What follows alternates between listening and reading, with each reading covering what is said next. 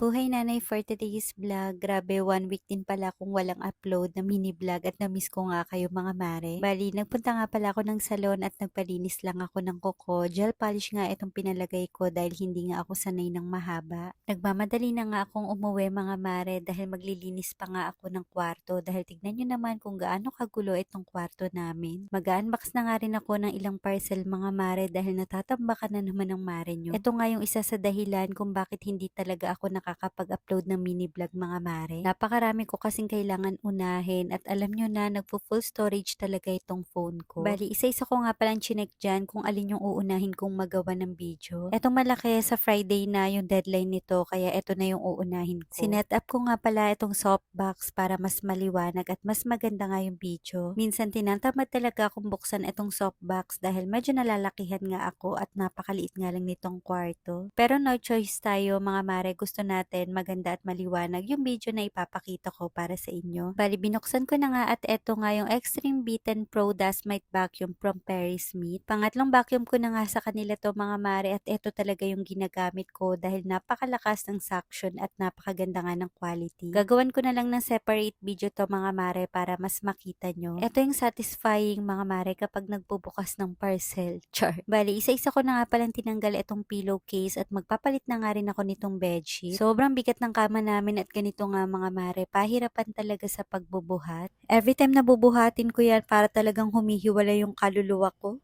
Char. Pagkatapos ko makapagpalit ng bedsheet, eto, nag-vacuum na nga ako at gamit ko na nga itong dust mite vacuum. Pati itong mga stuffed toys ni Habila, nililinis ko talaga to mga mare para wala ngang alikabok. Napakasarap kasing matulog kapag malinis at maayos yung higaan. Kaya pagkatapos sa kama, eto't bumaba na ako at sinama ko na nga rin itong sofa. Nilinis ko na nga rin pala yung mga throw pillowcase mga mare at ganito nga karami yung nakuha kong dumi. Kala natin kahit napagpagana natin ay malinis na pero hindi natin alam na napakarami palang nagtatagong dumi. Bali, nagpunas-punas na nga rin pala ako ng vanity mga mare, pati na rin itong mga table namin ni Habila. Nilinis ko na nga rin pala yung mga laruan niya at pagkatapos nga nakaramdam ako ng gutom kaya bumaba na ako para makapagluto. Nuggets na nga lang pala yung naisipan kong lutuin mga mare para mas mabilisan at gutom na nga rin ako. Nauna na nga akong kumain at pag-akyat ko nga para pakainin si Habila, nagulat ako dahil magulo na naman yung kwarto. Kalilinis ko lang pero grabe, napakabilis ngang magkalat ng batang to. Kinabukasan nga pagkagising, nagsalang na ako ng sinaing at bumili nga si Papa ng mga regados para sa tinola. Kapag meron nga kaming ubot sipon, eto yung inuulam namin dahil pakiramdam namin nakakawala nga to ng ubot sipon dahil maraming luya. Nakakabawas kasi ng pangangati ng lalamunan yung maraming luya kaya eto mga mare, dinadamihan ko talaga. Isa-isa ko na nga palang hiniwa yung mga rekado sa lulutuin para magluluto na nga lang si Papa at fast forward, eto't luto na nga yung aming tinola. Mas mapaparami talaga yung kain mo kapag ganito yung ulam.